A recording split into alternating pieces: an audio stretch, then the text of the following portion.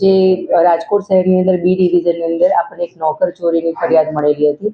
એની અંદર ફરિયાદી શ્રી રાહુલભાઈ સાવંત જે છે એ અહીંયા ઘણા લાંબા સમયથી પોતે સોના ચાંદીના કામમાં રોકાયેલા છે.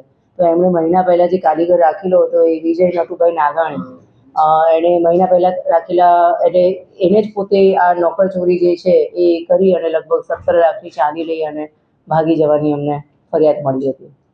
જેની અંદર અમારી જે એલસીબીની ટીમ જે છે એમાં પીએસઆઈ શ્રી એમ કે મોવાલિયા સાહેબ અને એમની આખી ટીમ જે છે એમને આમાં સઘન પ્રયાસ કરી અને એમને પકડી પાડ્યા છે અને ખાસ કરીને મુદ્દામાલ અને એક બાઇક પણ રિકવર કર્યું છે.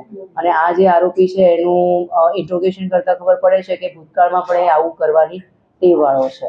મેડમ, ખાસ જે એક મહિના પહેલા એક ખાસ કારણ જ આ હતું કે શું?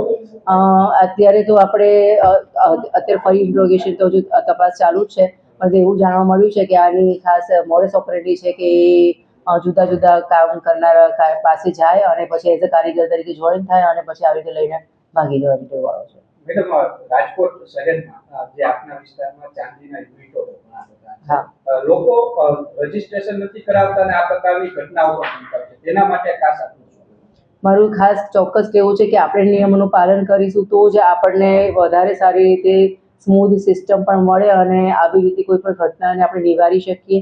અને એને બન્યા પછી ડિટેક્ટ કરવું એના કરતાં એને નિવારવા માટે યોગ્ય જાગૃતિ સાથે કામ કરવું વધારે જરૂરી છે.